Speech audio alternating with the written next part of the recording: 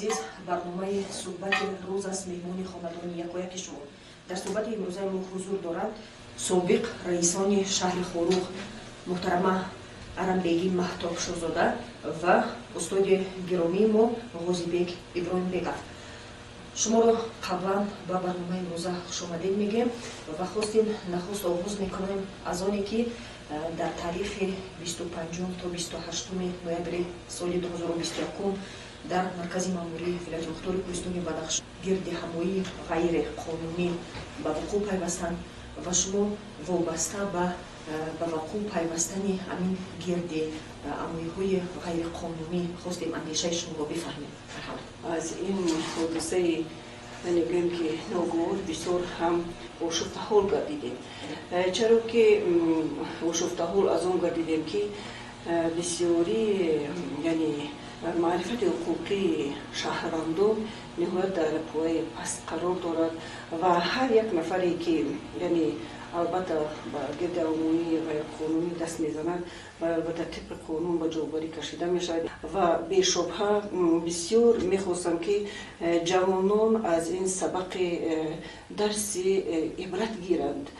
Чаро ки ҳар як қадами ноҷои ҳар яки мо вай ҷавобгарӣ дорад. Бисёр ҳам аз он хафау ошуфтаҳол шудем, аз он ғамгин шудем ки осудагии мардум шаҳрвандони шаҳри Хоруғро, сокинони вилояти мухтори Кӯҳистони Бадахшонро халалдор сохтанд ва маҳзан ҳамин дар дили кӯдакон, наврасон, дар дили онҳо таҳлукаро ҷо медиҳад.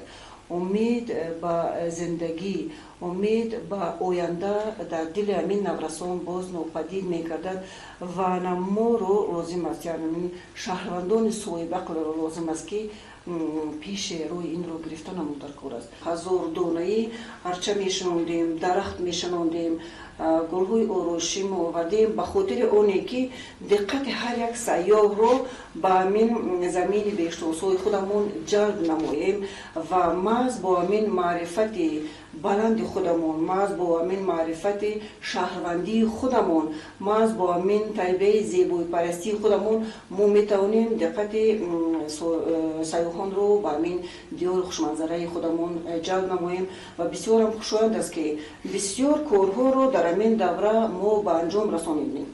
бисёр корҳои бузургеро таҳти яъне бо ибтикору дастгирии ҳукумати ҷумҳурии Тоҷикистон сарвари муаззами миллат мо ба ҷо овардем.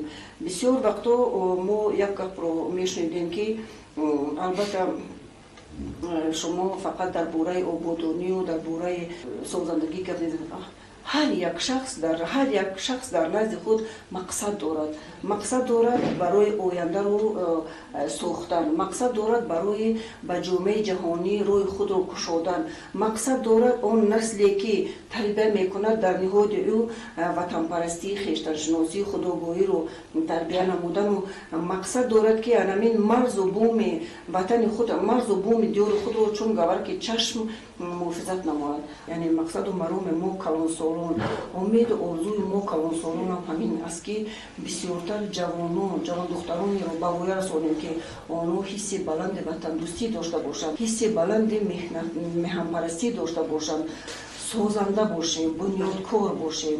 чаро ки маҳз ҳамин созандагию бунёдкорӣ моро ба қолаи мақсуд мерасонад. ва бовар кунед, ҳар як шахс, ҳар як падару модар вақте ки ӯ фарзандро ба воя мерасонад, вай аз фарзанди худ умеду орзуи зиёде дорад. бинобар ин ман ҳам ба ҳамин ҷавононе ки онҳо ҳисси ғурури ҷавонӣ доранд, ман мехоҳам ки ҳамин ғурури ҷавонии худашонро баҳри пешбурди ватани азизи худашон сарф конанд, баҳри он сарф конанд ки бисёртар илму дониш омӯзанд, бисёртар илму фарҳанг омӯзанд, бисёртар соҳиби касбу корҳои гуногун гарданд ва ҳамин қувваю дониши худу малакаи худро сайқал диҳанду ба як муроду мақсад мерасанд. зиндагии пастию баландиҳои зиёде дорад ва барои ҳаминам бисёр мехостем ки ҳама чун گریبان از یک گریبان سر برآورده همین دیار خودمون رو آباد سازیم، کشور خودمون رو ترقی دیم، کشوری که باید نگین بدخشان کرده، کشوری که به گفته صدر دولت بدخشان در حوزه تروری ترکستان می شود، با اون کوشش کنیم و همه سعی و تلاش رو با اون ورزیم که طرفی همین مثبت و منفی مسئله ها رو حل کرده از جهت قانون ما رفتار نماییم. تشکر، سلامت باشید معلم عزیز و محترم قاضی‌بک ابراهیمبکов. شما بابت وضعیت به وقوع پیوسته که در میدان اسماعیل سامانی شهر خوروغ به وقوع پیوست هستیم، نظر شما رو نیز بفهمیم. در تمام جامعه مردم اما کوشش میکنند که جامعه تنج امون باشد و یکون کس باید حقوق ندارد که با همین تنج امونی جامعه خلالدار باشد. اساساً من یک چیز گفتنی است که در شهر خوروغ اساساً جوانان قریب 70% مردم رو تشکیل میکنند و آینده همین ملت و آینده همین جامعه هم در دست جوانان امروز است. جوانان باید اما کوشش کنند که تنج امون باشند. تمام مردم باید با خوب عمر بسر برد.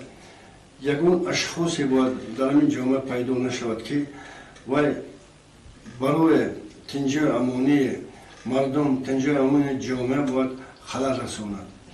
بسیار قانون‌های جمهوری ترکستان که یکون کس با حقوق داده نشده است که وای همین تنج امونی رو خللدار نماید. وظیفه اساسی ما کهنسالان از آن عبارت است که ما باید اما حق در تربیه نسل نورست، در تربیه جوانان امروزه باید سهم از نگذاریم که همین جوانان باید یک راه لازمیه که برای مردم نیست و پیش گیرند. وظیفه اساسی ما در همین است که ما باید سهم خود رو برای تربیه جوانان، آنها رو برای آسایشته و برای ثبات و سرفرازی باید ما دعوت نماییم.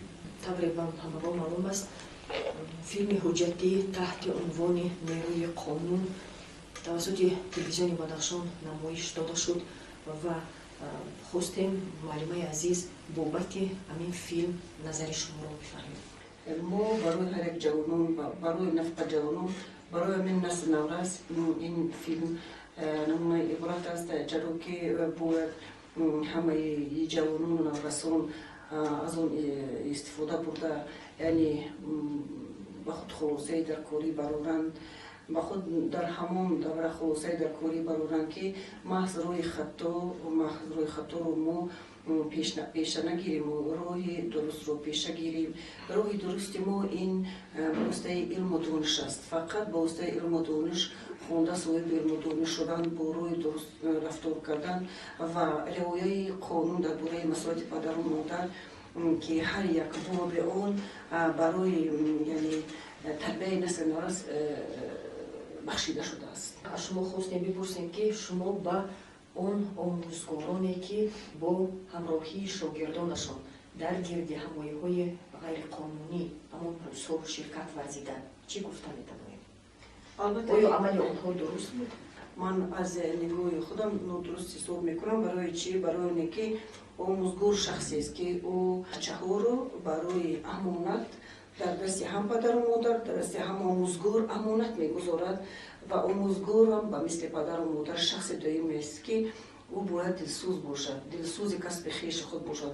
او آموزگاری که دلسوز کسب خویش خود است، او کوشش میکند که شاگردانی را به پای رساند که آنها صاحب عقل دانش بالا باشند، صاحب معرفت بلند باشند و بنابراین من چنین میشمارم که باید از این گونه کردار را دست کشند و آن آموزگار با همون کردار خود، رفتار خود، گفتار خود نمونه عبرت خوانندگان خودش میگردد.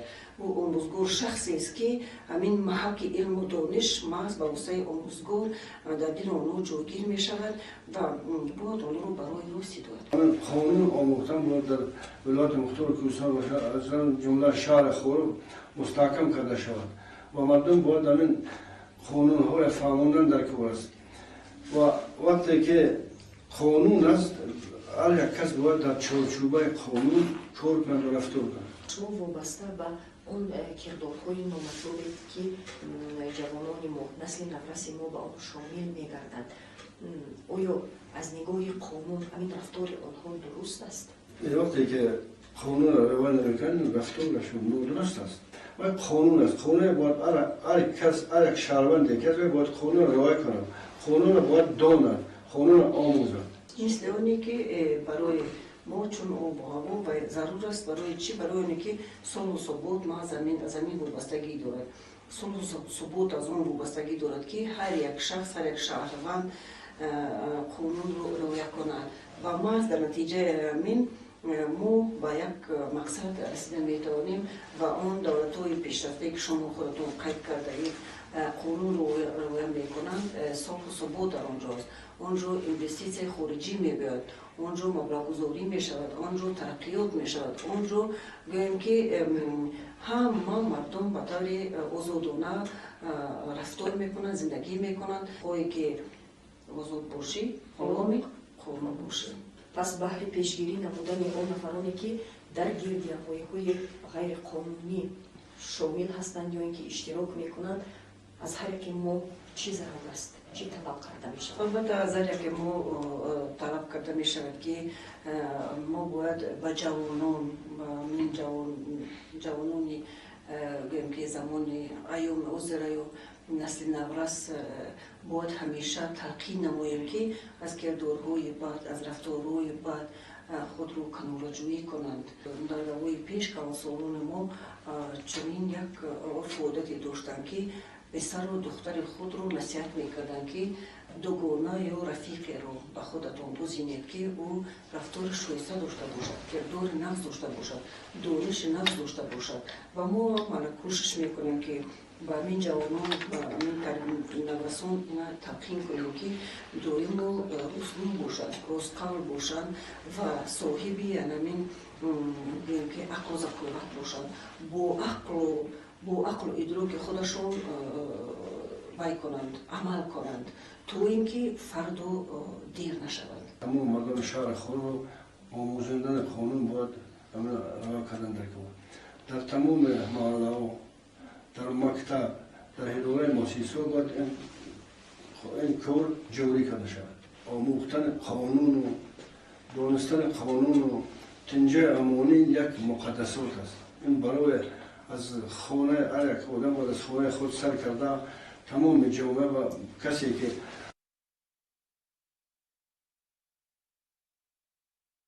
برای شما اظهار تشکر بیان میکنیم. تماشابینان عزیز در همین جا پایان یافت برنامه روز ما تا برنامه‌های آینده سربلند و سرفراز باشید.